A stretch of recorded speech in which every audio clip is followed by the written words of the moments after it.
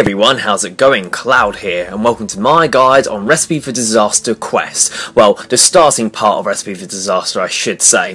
So, for those of you who don't know about this quest and are literally just starting it blindly kind of thing, Recipe for Disaster is a big quest consisted of different parts, and for each part you're going to require different requirements and items. Now, this guide or video at the current moment is for the very first part of the quest, which will pretty much start you off, and you need to do this bit before you can then begin to do all the little sub-quests. Now, what I'm going to do, before I go through the actual requirements to start this in general, I'm going to go through all the requirements and items, skills that you're going to need to complete all the sub-quests. As some of you may find it easier, and this is what I've personally done, is waited till I've got all the requirements and skills to be able to do all of the sub-quests in one go, and then you can just sort of complete the whole Recipe for Disaster in one batch. However, you don't have to do that. You can come back and do different sub-quests of the main quest once you have the requirements to do so. So anyway, to complete everything sort of from start to finish, you're going to need the following quests completed. So, Cook's Assistant,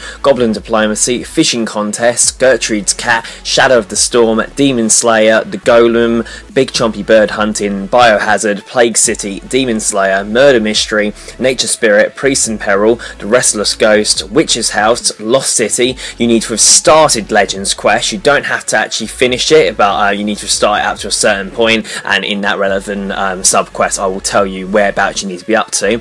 You need 108 quest points, Family Crest, Heroes Quest, Shield of Arav, Lost City, Dragon Slayer, Merlin's Crystal, Druidic Ritual, Shiloh Village, Jungle Potion, Underground Pass, Biohazard, Plague City, Waterfall Quest, Monkey Madness, The Grand Tree, Tree Gnome Village, Desert Treasure, The Dig Site, The Tourist Trap, Temple of Ikov, Priest in Peril, Troll Stronghold, Death Plateau, Waterfall Quest, Horror from the Deep, and the Barcrawl mini quest. So a hell of a lot of quests there you need to complete before you can fully complete this main quest, but like I said, each sub quest will have its own individual requirements. That is obviously just a total list of quests you need to have done to complete it from start to finish in one go.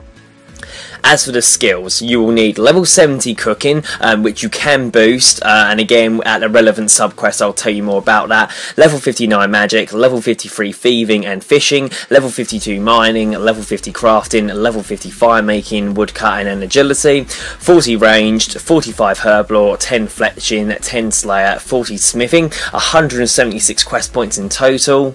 And you'll also need to defeat a variety of monsters for each different sub-quest. Some you won't have to defeat any monsters at all, but again, in those relevant parts I will tell you what you need.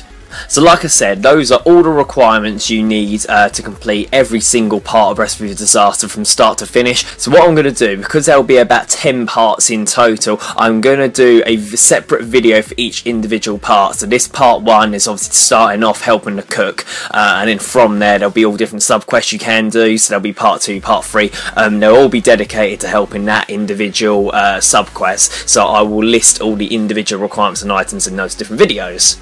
Also, I would have written all the requirements in the video description below, so you can use that to look at, as I know it'll be hard to sort of keep track of all the different ones I actually mentioned, so you can just use that as a reference. Anyways, enough about that. We're now going to go through the actual steps and items and requirements for the very first part of the Recipe for Disaster quest.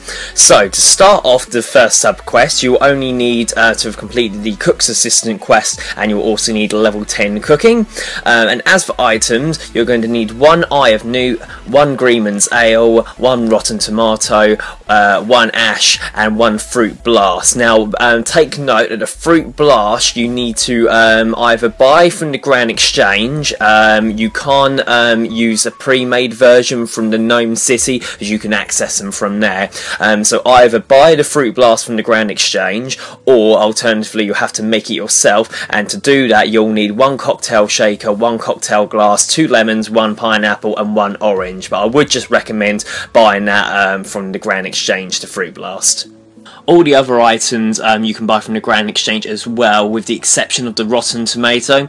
Now the Rotten Tomato can be obtained from some various areas across RuneScape where you're able to throw the Rotten Tomatoes at people that are trapped in cages, a random event that used to happen. But the easiest ones to find, there's one in the Jewel Arena, there's one in Sears Village, there's one in Southern Varrock, and there's also one in Yanil. And basically you'll see where these cages are where people can be locked up, and there'll be a crate nearby, and that is where you can obtain the Rotten Tomato from for 1 coin.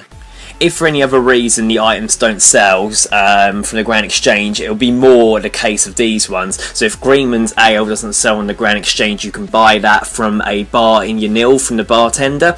And also the ashes, and they're not sort of ashes dropped by monsters, they're ashes as in once something's done burning, for example logs. So if you don't want to bother buying ashes, all you need to do is just light a normal set of logs or any other type of logs, and eventually once they burn out they'll turn into ashes and you can pick them up. But other than that, the items are all pretty easy to obtain. But like I said, if you do really have any problems obtaining them, or you need help finding the Rotten Tomatoes, for example, just list in the comment section below and I'll give you a bit more detail. But you shouldn't have any problem with that. Anyways, that's it for the requirements and items. Now onto the quest starting points. So we're currently at the Lumbridge Lodestone, which can be accessed via the Lodestone network, and from here we're going to head into Lumbridge Castle and speak to the cook, who you should remember helping in the cook's assistant quest, and we're going to speak to him again. So the cook is preparing a big party in Lumbridge, and he tells you that 100 years ago a very important meeting was held in Lumbridge and his ancestor cooked an amazing banquet, and he basically wants to copy the feast that he did, so he'll give you all these different ingredients he wants you to bring him to help him out. Now the cook will tell you that he needs a Eye of Newt, a Greenman's Ale, a Rotten Tomato and a Dirty Blast. Now you should have all those items with you with the exception of the Dirty Blast, because you've currently got a Fruit Blast and some ashes. Now to simply make the Dirty Blast, all you need to do is add the ashes to the Fruit Blast and that will turn it into a Dirty Blast. Like I mentioned, if it's a pre-made version that can be bought from the Grand Tree, it will not work. It has to be one purchased from the Grand Exchange and that's been made by another player, or you'll have to make it yourself with the other items I listed at the beginning. But either way, that should only take a couple of seconds to add the ashes to the Fruit Blast, and then you should have all 4 items and you need to hand them over to the cook. And once you've done that, he will thank you and it will come up with congratulations, you've completed another cook's quest, or aka part 1 of Recipe for Disaster. You're awarded 1 quest point, 2 treasure hunter keys, an invitation to the feast, and access to the Kalinaromancer's chest. So there we go, that's part 1 of Recipe for Disaster completed. So a lot of people sort of, who obviously don't know about this quest and have accessed it blindly will go, oh hooray, I've completed Recipe for Disaster. No, not yet.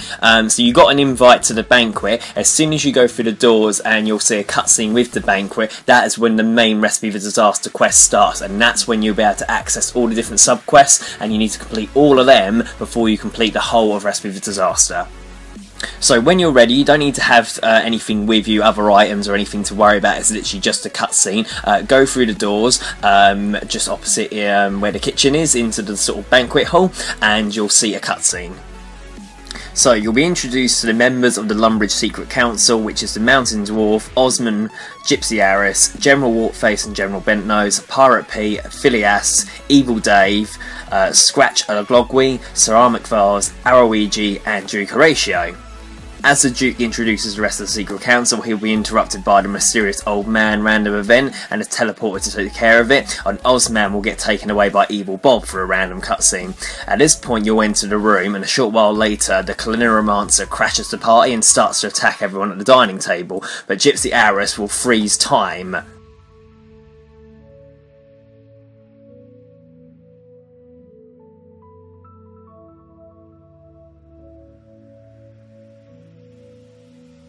After she does this, she'll explain that the Kalinaromancer was a cook in Lumbridge 100 years ago and had threatened the Secret Council with death, only to be thwarted by the Duke's assistant, who managed to trap him in another dimension. The assistant was the cook's ancestor and was made head cook for life. Now the current head cook, who you helped build the feast, apparently created a powerful food magic which released the Kalinaromancer from his prison. So she will tell you that in order to save everyone, you're going to have to release each member of the council from the Calinomancer's spell, and you must feed each of them their favourite food, which you obtain from outside the room. So this is like a little time paradox inside. So normal events will happen from outside the room, but inside this room it will be whatever sort of status it's currently at. After you give each member their favourite dish, Gypsy will teleport them away to safety until there are no more council members left, and then you'll be able to deal with the Calinomancer himself. Now, like I said, you can completely subquest in any order and start as many of them at a time as you want, but I would recommend you sort of doing one at a time, and obviously as you sort of get further on, the requirements and difficulty gets slightly higher for each one. So we'll start with part 2, which is sort of be the easier ones, and as you work your way up towards near the end, then there'll be a bit higher requirements that you'll need. Each subquest that is completed will increase access to Calinomancer's chest, which holds a variety of goods which can be found in the kitchen basement, and obviously you'll receive different rewards and quest points for each subquest completed as well. But anyways, that's enough about that in this particular video. So like I said, now you've completed part 1, you can now complete all the other sub-quests that are available, obviously once you have the relevant requirements to do them. So what I will do, I'm going to list them as like part 2, part 3, part 4, but like I said, you don't necessarily have to do them in that order.